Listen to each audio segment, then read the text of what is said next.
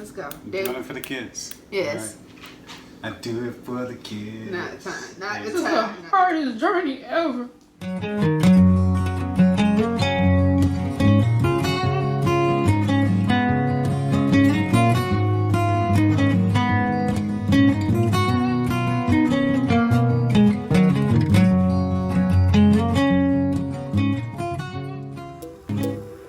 Yeah. Welcome to Girl Talk with Chris. I'ma talk about anxiety, a feeling of worry, nervousness, or unease, typically about an imminent event or something with an uncertain outcome. It's the uncertainty of the outcome that hits home for me, especially during my journey through infertility, IVF, and pregnancy. When you start this journey, you don't know where it's going to lead. You don't know what turns and twists this road will lead you on. I've met people that have been on this journey for 7 years and some 1 year, some 15 years. There's just so much anxiety that comes with it, so many unknowns, so much heartbreak and loss and joys and tears, and it's just a lot to take in. Anxiety during IVF is a thing a lot of people don't really talk about, at least that I've in my social circle. It's kind of like, well, you're pregnant now, or you're going through IVF now, like it's just gonna fix all the pains and all the loss and all the tears that have been shed over this journey.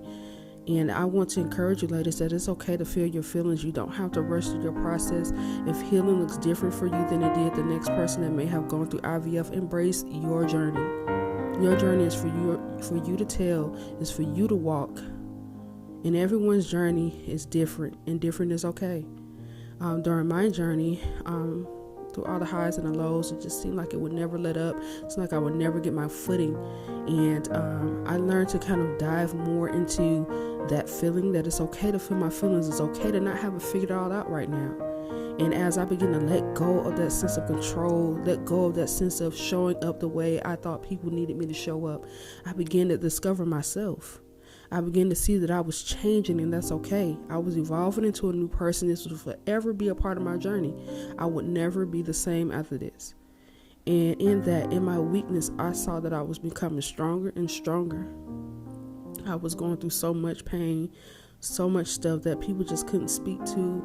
People didn't understand. I felt isolated. I felt alone. I began to look at myself in the mirror. I began to say, this is okay to become this person. It's okay to feel my feelings. It's okay to not have this all figured out. It's okay to feel like I'm the world's worst woman, that my body is not functioning correctly, that I am not being the wife that I feel like I should be to my husband, and my husband is going through his stuff. And I just let it all out. All the things that I was feeling, I just let it all out. And I began to see someone beautiful emerge. Someone that had a deeper empathy for women. Someone that had a deeper understanding for people. A person that challenged certain things and embraced the nuances between the lines. Someone that wasn't afraid to look at herself, all of her. And I began to dive back more into things that I enjoyed: music, writing, laughing, being silly again. As I began to let go of that sense of control and embrace the new me, I began to become more transparent in Christian spaces. I began to embrace topics that people used to shy away from, because now I know how it feels to feel that way. I began to pick up photography again. I began to just be a friend. and through this process, family has even been redefined for me. I found family in friendships, and the joy of celebrating the news of pregnancy and seeing our spirits lifted by this coming child and taking on this new journey. Even becoming pregnant, it doesn't take away all the years of infertility, the failed test and all that, but I began to allow myself to just take this day by day, because you go into this with this anxiety. Will I make it to 9 months?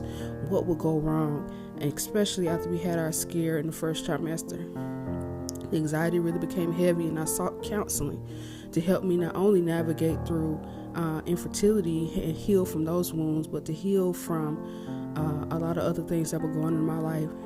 And I learned to just take it day by day.